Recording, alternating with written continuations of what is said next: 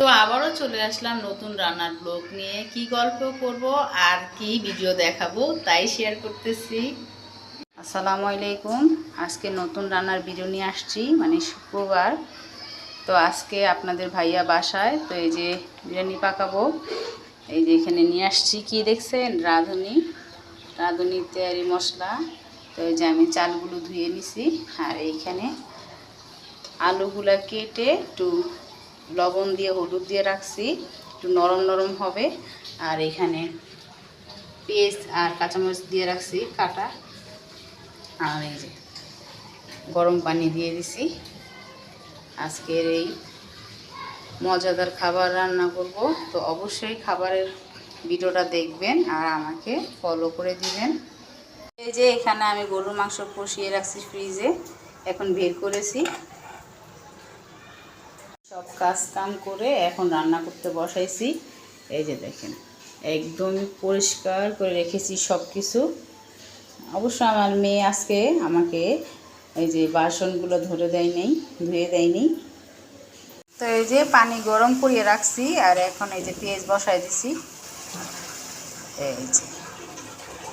এই যে তেলের উপরে আমি আলুগুলো একটু ভাজতেছি, পেঁয়াজ দিয়ে দিছি একটু ব্যতিক্রম করে, মানে এক এক দিন এক এক রকম।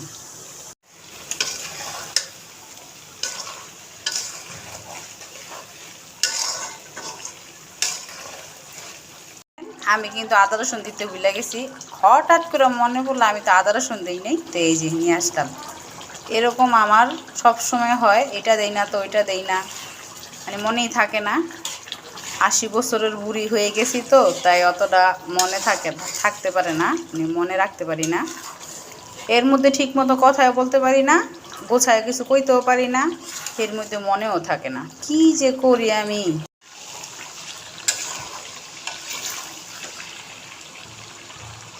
তো এক প্রকার আমার মাংস হয়েই গেছে, মানে আগেই আমি কষানো ধুয়ে দিছি। তো এখন একদম একটু ভাজা ভাজা করে তারপরে পোলাওর মধ্যে দিয়ে দিব।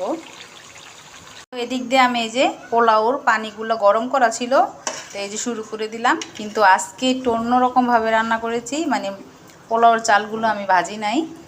তো আজকে একটু ব্যতিক্রম করে রান্না করেছি। এক এক সময় এক এক রকম রান্না, দেখি না একটু ট্রাই করে। তো এই যে এখন আমি মশলাগুলো আর এই যে মাংস আলু সব একসাথে ঢেলে দিব। দেখেন আমি দিয়ে দেই।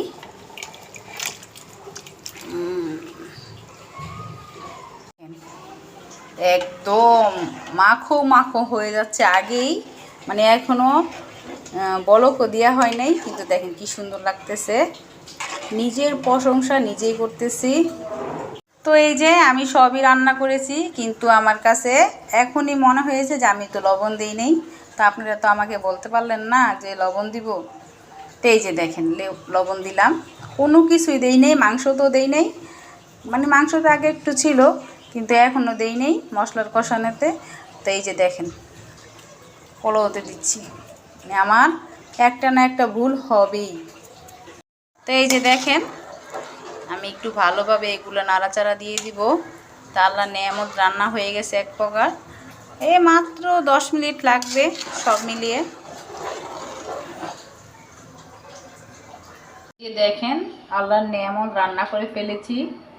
সেই খাবার আজকে আমার বাচ্চাদের আর আমার স্বামীর মজাদার খাবার।